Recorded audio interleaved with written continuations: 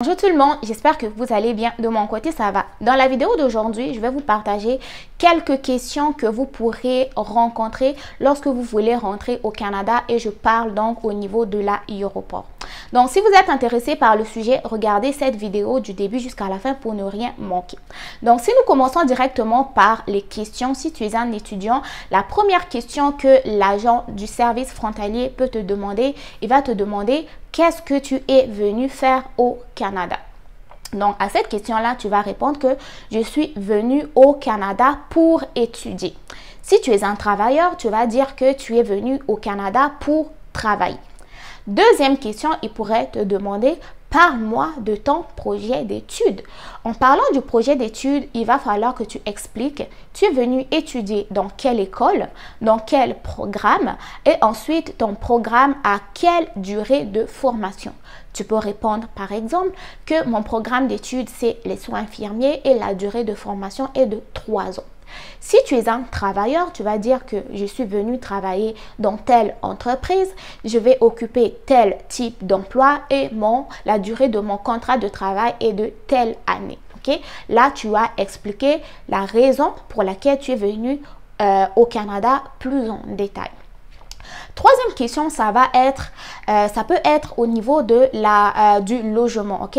Pendant que donc vous êtes arrivé au Canada, où allez-vous demeurer, ok? Donc pour un étudiant, tu vas dire que je vais demeurer soit sur le campus universitaire, soit à telle adresse en colocation avec d'autres étudiants. Si tu es un travailleur, tu peux dire que je vais loger à telle adresse de tel quartier ou telle ville. Ok? Là, tu expliques où tu vas loger. Comme ça permet en fait aux agents de service frontalier, s'il y a un problème, de pouvoir te localiser. Quatrième question, ça va être ça va être en fait tant pour les étudiants que pour les travailleurs. De quelle manière est-ce que vos études au Canada vont être prises en charge? Là, tu vas vraiment expliquer comment est-ce que, qui va être ton garant, comment est-ce que ce garant-là va pouvoir faire pour te prendre en charge. Si c'est ton oncle, tu expliques que mon oncle a telle société, il gagne tant d'argent et il va faire tant pour pouvoir s'occuper de moi. Maintenant, si tu arrives en tant que travailleur pris en charge par l'entreprise, tu vas pouvoir expliquer que mon séjour et mes besoins vont être pris en charge par mon employeur. Et là, si tu as une preuve écrite de ton employeur, là, tu vas démontrer.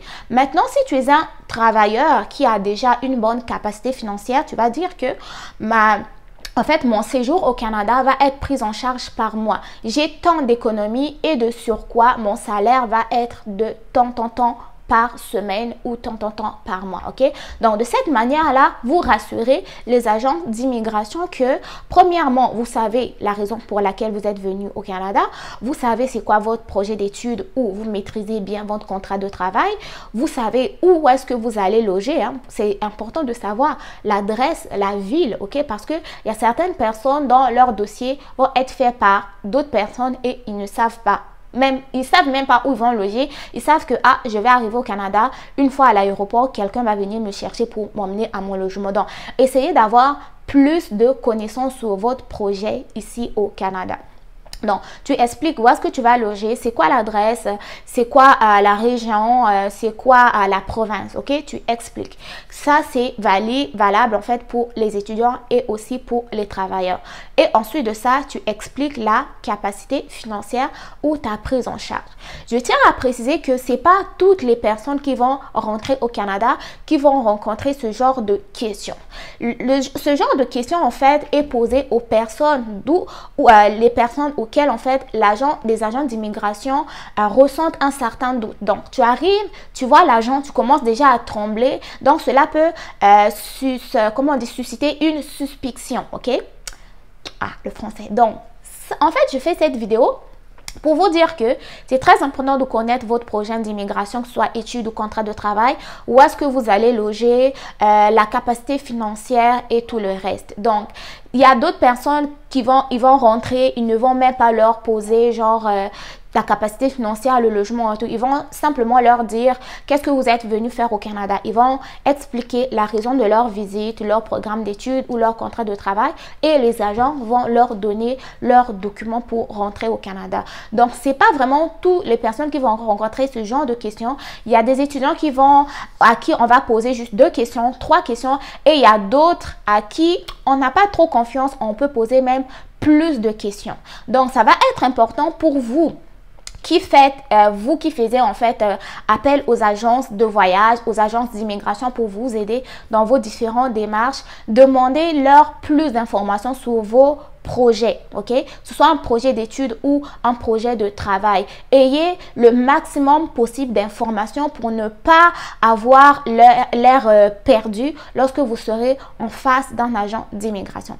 Donc, si vous avez encore des questions à ce sujet, n'hésitez pas à partager dans les commentaires. Si vous êtes déjà au Canada et que vous avez vécu de telles situations où l'agent d'immigration vous a posé plus de questions ou moins de questions, mettez quand même dans les commentaires les questions qu'on vous a posées pour juste avoir plus, partager plus de connaissances les uns des autres, quoi. Mais sinon, n'oubliez pas de liker, de partager, agrandissant la communauté ensemble. Prenez soin de vous. Bon succès dans vos différentes démarches. On se dit à très bientôt pour de nouvelles vidéos. Bye!